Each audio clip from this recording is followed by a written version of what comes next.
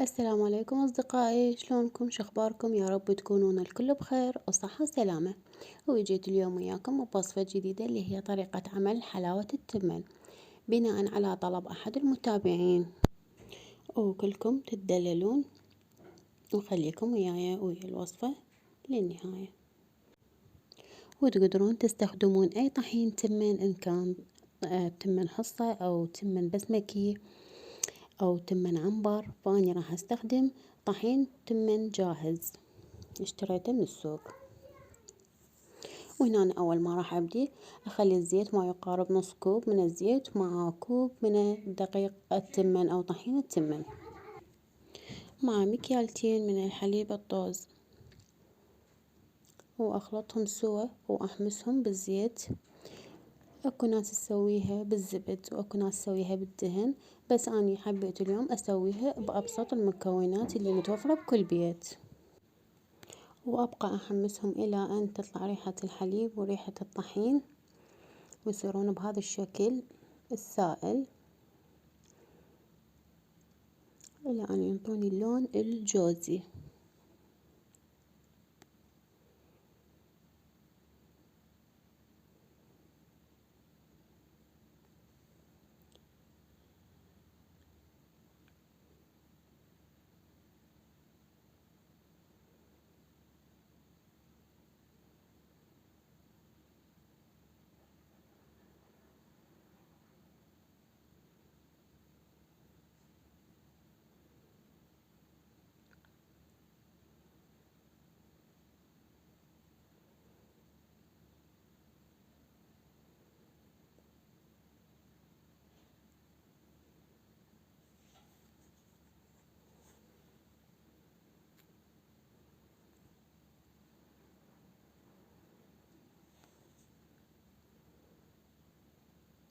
وراح أضيف ما يقارب 4 كوب من المي، ويكون لا دافي ولا بارد.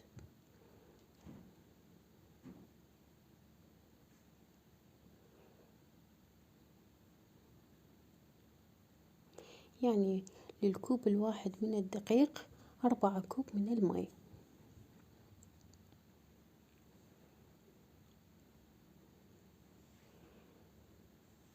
وهنا ضفت المي ورفعتهم شوية من النار وخفقتهم ورجعتهم على النار حتى ما يتكتلون عندك.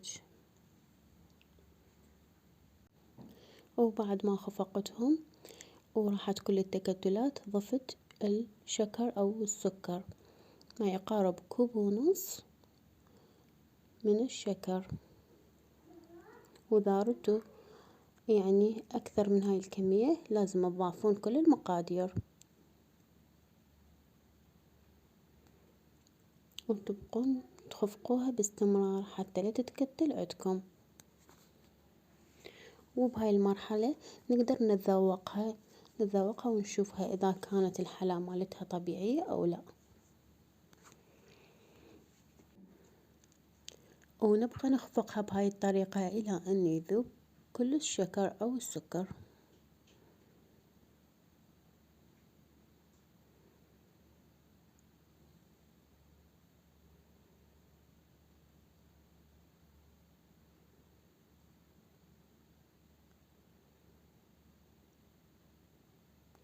وهنا تكون المرحلة الأخيرة، نضيف مكيالة كبيرة من الهيل المطحون ونخفقه بهاي الطريقة، وإلى أن تقوم تطلع الفقاعات نقدمها بصحن التقديم.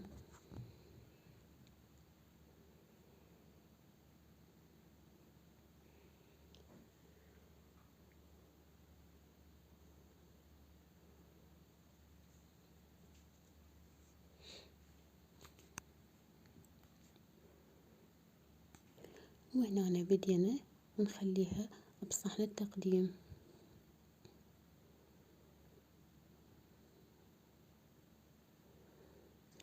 كوب واحد من الدقيق سوى عندي كمية كلش كبيرة.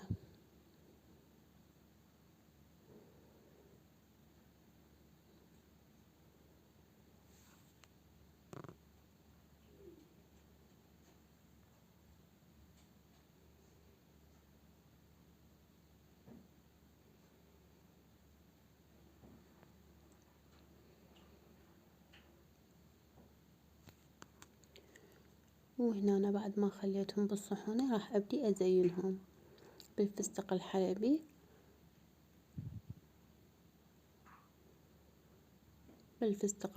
والمبروش.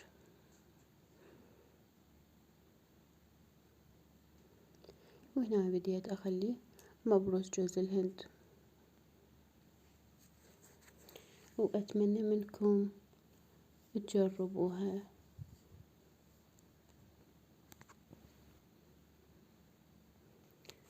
وهنا هذا شكلها النهائي بعد ما زينتها بهذا الشكل، وصارت بهذا الشكل الحلو الجميل، والطعم فد شي.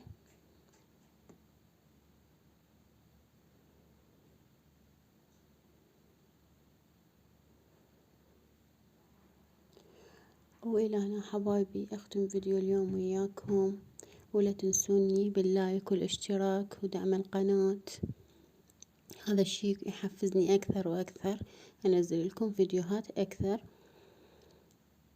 وأقول لكم سهمنا وسهمكم ألف عافية ومع ألف ألف سلامة.